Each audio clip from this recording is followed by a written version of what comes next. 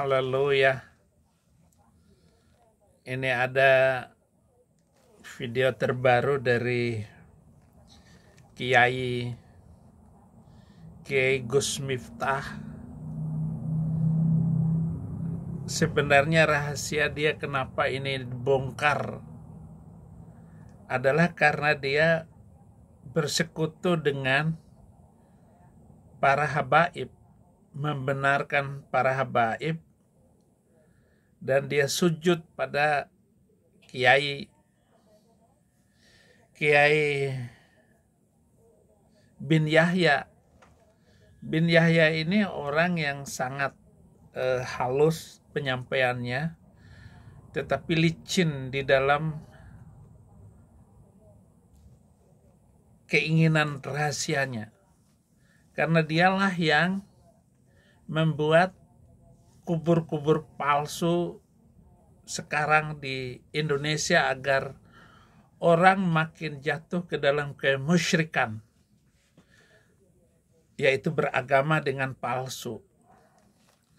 Nah, si Miftah ini pernah mau membongkar, tapi ya singkat aja, singkat. Perdebatan nasab. Ini nanti saya sampaikan pesannya Habib Lutfi. Tak bahas wis wani aku rapopo. Makanya hari ini kalau ada konflik soal perdebatan nasab, ini nanti saya sampaikan pesannya Habib Lutfi. Tak bahas wis wani aku rapopo. Makanya hari dia mencium sambil duduk di bawah kaki bin Yahya. Lutfi bin Yahya ini adalah kelahiran Pekalongan, sedangkan Rizik ini nggak jelas kelahiran Betawi kah, ngakunya nenek moyang neneknya itu dari pribumi, sehingga dia banyak menggunakan terah baklawinya untuk kepentingan pribadi, bahkan untuk menaikkan FPI-nya. Saya baru mendengar berita dari orang di Facebook, anak rohani saya sudah masuk Islam lagi katanya. Akhirnya saya carilah nomor dia, orang di Kalimantan Timur, Balikpapan. Saya tanya dia, benar nggak kamu? Akhirnya saya dapat nomornya. Saya tanya, benarkah kamu sudah kembali ke Islam? Lalu dia bilang, itu hoak Abi. Saya masih Kristen, nggak mungkin saya masuk Islam lagi. Wah, saya senang sekali mendengar jawaban langsung dari dia, karena dia pernah pelayanan pakai kupluk, pakai kopiah kayak begini nih. Saya pakai kopiah dulu. Ya, iya, ini kopiah besar saya, kopiah kebesaran saya ini. Jadi timbullah berita bahwa dia masuk Islam lagi. Saking gampangnya hoak cerita itu di seluruh media massa di Indonesia, dan tadi barusan saya mendapat kabar bahwa itu hoak. Oh, haleluya. Terima kasih ya. Mungkin kamu nonton video saya. Kesempatan ini saya akan membahas, ada majalah Matra Indonesia dan juga Republika yang menulis tentang 6 kontroversi pendeta Saifuddin Ibrahim, dari menghina Allah sampai mengatakan bahwa babi itu harum. Pendeta Saifuddin Ibrahim katanya memunculkan lagi kontroversinya. Sebenarnya saudara, saya nggak kontroversi. Semua yang saya bahas itu adalah logis dan semua pakai data dan dalil. Jadi saya tidak bisa dikatakan menista selama dalil-dalil itu ada, baik Al-Quran, hadis, Alkitab, dan pendapat para tokoh-tokoh Kristen. Nah, kata mereka dari menghina Allah. Nah, juga ditulis di republika.com.co.id Jakarta bahwa Saifuddin Ibrahim alias Abraham Ben Moses berulang kali membuat kontroversi di Indonesia. Tetapi harus kalian tahu bahwa 3 tahun terakhir ini saya sudah tidak ribut di Indonesia. Hanya orang Indonesia saja yang kepo-kepo ingin tahu tentang Saifuddin Ibrahim. Bahkan sekarang di TikTok saya dipancing-pancing, lalu saya ngomong. Begitu saya ngomong, akun saya yang dilaporkan oleh netizen. Tapi biarin saya bikin akun sebanyak-banyaknya. Nah, saya mulai dikenal banyak setelah membuat usulan untuk mengubah kitab suci umat yang 300 saya minta untuk kepada saudara Yakut Holil Koumas menghapus 300 ayat dan dengan asumsi bahwa ayat-ayat itulah yang telah menyebabkan kehancuran umat Islam dari Maroko sampai Merauke. Tidak hanya itu, bahwa katanya saya sekarang menjadi pendeta dan sudah pernah dipenjara, dijerat kasus penistaan agama. Kendati demikian, saya tidak pernah jera. Pendeta Saifuddin Ibrahim terus membuat heboh masyarakat dengan berbagai usulannya. Nah, ini kan banyak Anda melihat bagaimana berita-berita di media massa. Ketik aja Saifuddin Ibrahim di internet, bahkan kasus saya di mana-mana. Itu nggak ada urusannya, termasuk di UIN bahwa ada rektor Azmati Azra dulu itu sering berpolemik dengan saya di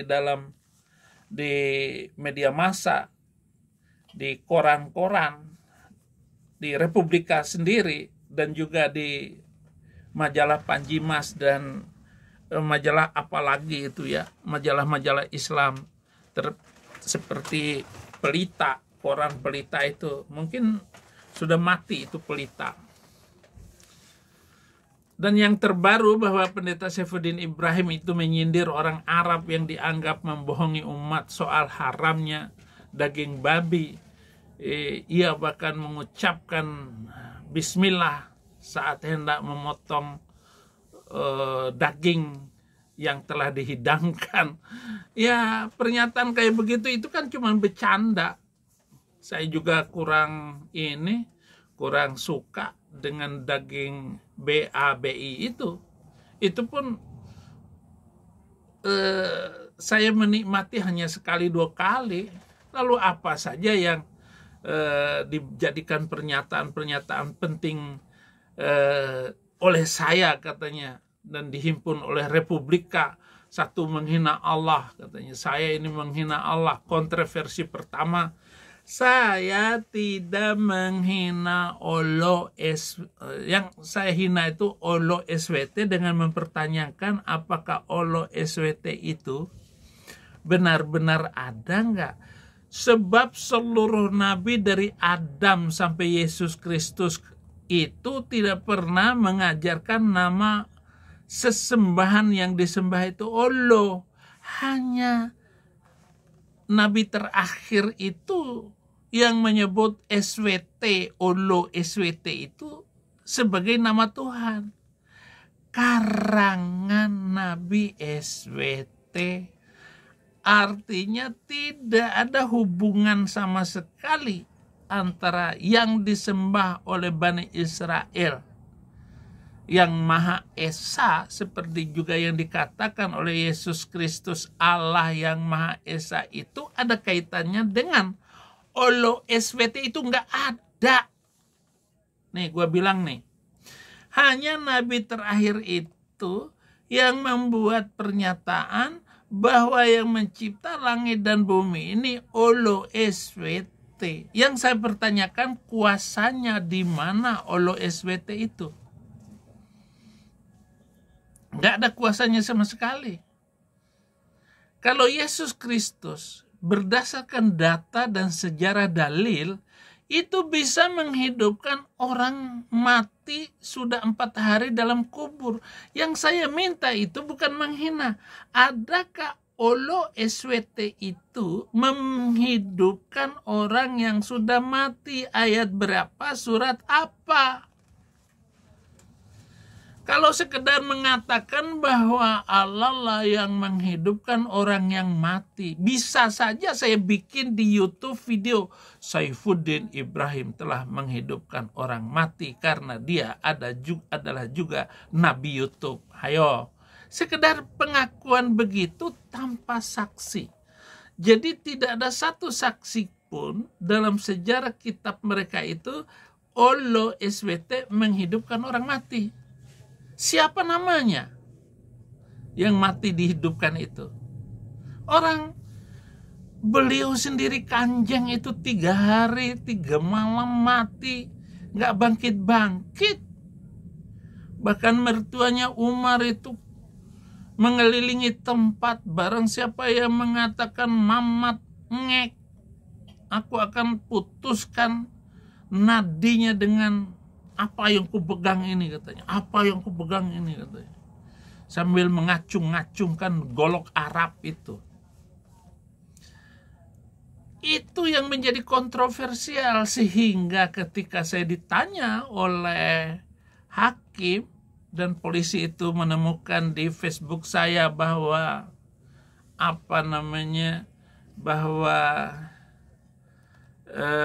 Facebook saya yang saya tulis Allah adalah delusi Muhammad. Itu yang dipakai oleh polisi untuk menyidik saya. Buktiin dong. Tidak ada ulama satupun yang membuktikan bahwa Allah SWT itu bisa menghidupkan orang. Nah, ini yang pertama nih. Jadi kontroversi pertama bahwa Allah SWT itu dengan dikatakan menghina. Apanya yang menghina?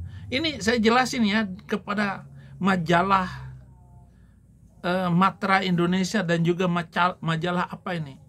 Republika ini. Koran Republika.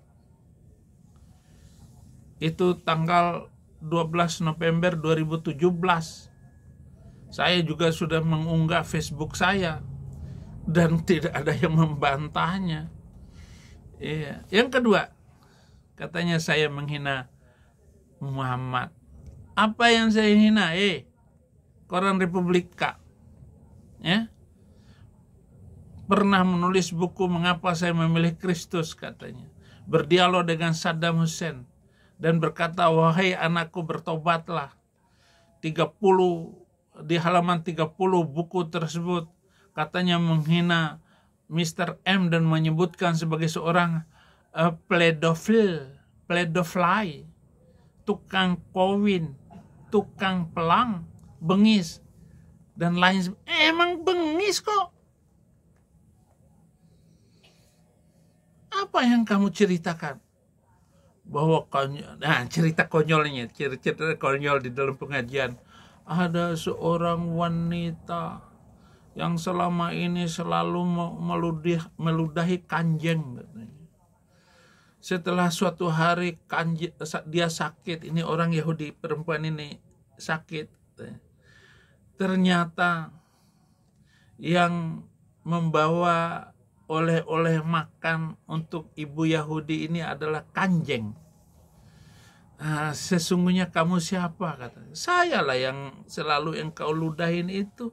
Wih. Akhirnya wanita itu katanya masuk Islam. Nah, ini kan cerita konyol. Cerita konyol yang dibuat-buat. Seolah-olah Kanjeng itu tidak bengis. Sangat bengis. Buku itulah yang mengantarkannya ke balik jeruji besi pada Desember 2017 yang lalu. Ini framing yang dilakukan oleh koran Republika. Silakan kamu tulis.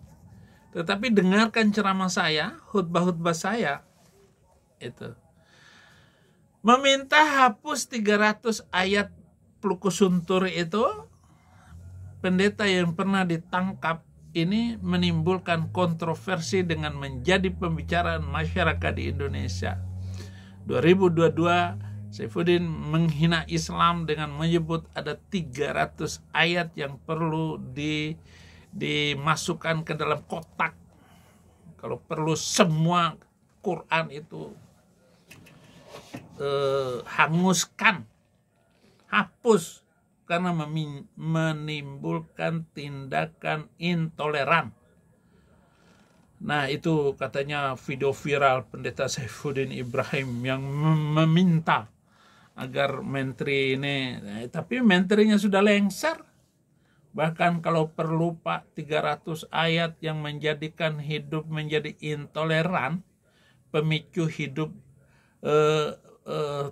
telur yang diiris-iris, telolis, direvisi atau dihapuskan dari Quran Indonesia, ini sangat berbahaya sekali. Ujar Saifuddin Ibrahim, ya kata saya, emang saya bilang begitu. Saya mengambil contoh bahwa Muslim Uighur di China itu 50 juta loh. Tidak ada satupun yang melakukan kerusuhan. Mereka damai. Kenapa? Karena pemerintah mengambil alih agar terjemahan Quran itu dihapus. Terutama ayat-ayat jahat itu tidak diterjemahkan dalam Al-Quran berterjemahan Mandarin. Bahkan kitab Kalancing, yaitu Quran bahasa Mandarin, tidak terdapat ayat-ayat tersebut. Agar Anda tahu, ternyata memang saya harus membaca kitab-kitab, buku-buku, tulisan-tulisan, info di internet, agar saya bisa mengambil artikel-artikel itu, saya melihat di mana kesalahan mereka. Karena ini bahaya sekali, saudara-saudara, merusak nama saya juga.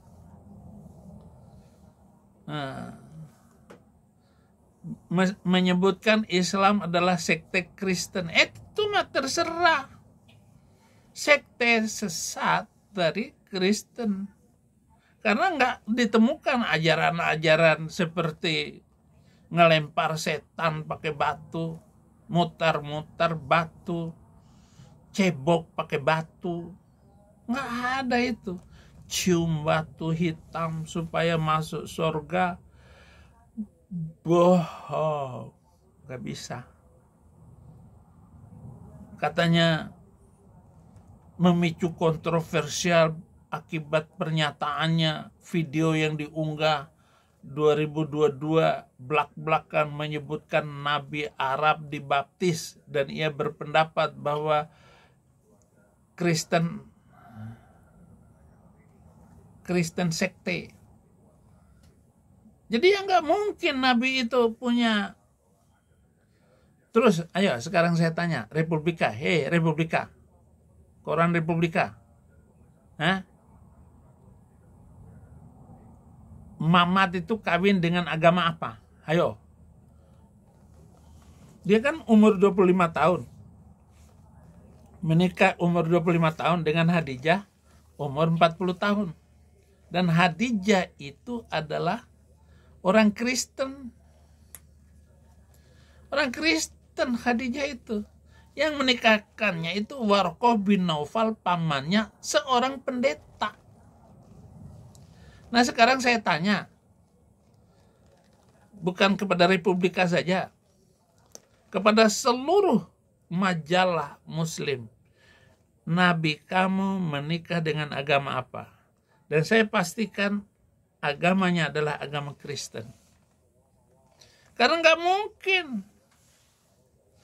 nggak dikatekisasi dulu. Salah satu bukti nyata bahwa ketika dia menikah dengan Khadijah, itu adalah satu-satu istrinya. Dia hanya monogami. Dia poligami setelah dapat kesempatan. Setelah banyak kerampasan cewek-cewek di medan perang. Nah, video-video yang saya unggah itu ada judul Pak Mahfud jangan kecewakan NKRI, nanti Tuhan bisa marah loh. Emang video-video saya emang begitu. Mahfud hanya ngomong doang. Nah, katanya kontroversial saya yang kelima menyebut pesantren sebagai sarang teror beriris-iris. Menghina Islam karena menyebut 300 ayat. Kata saya katanya di dalam majalah dan koran Pelita itu, di samping ingin menghapus Quran, karena pesantren itu kenapa menjadi pusat sarang teroris? Karena guru-guru itu mengajar 300 ini diajarin sama guru. Itu sebabnya saya meminta agar pengawasan terhadap pesantren ini makin ketat, diperketat pengawasannya. Kalau memang pemerintah nggak mampu lagi melakukan pengajaran kepada murid-murid Muslim ini, sehingga pemerintah mengeluarkan uang triliunan untuk mengambil alih itu pesantren. Karena pesantren menjadi sarang teroris itu. Ini yang saya minta kepada Anda, kepada Menteri Agama. Merevisi kurikulum, madrasah dan pesantren yang telah melahirkan tindakan amoral keagamaan. Semuanya lahir dari sana. Dan gak mungkin mereka tidak dari hasil pesantren. Nguruki Solo, salah satu contohnya di Kabupaten Sukoharjo, itu mengambil satu tindakan yang sangat jelas sekali. Dari sanalah Abu Bakar Ba'asyir itu memimpin dan mengajarkan murid-muridnya dari satu waktu ke waktu yang lain. Karena saya pernah tinggal di situ juga, di Nguruki itu. Menjadi santri kalong saya di sana itu. Dan ada adik sepupu saya yang sekolah di situ.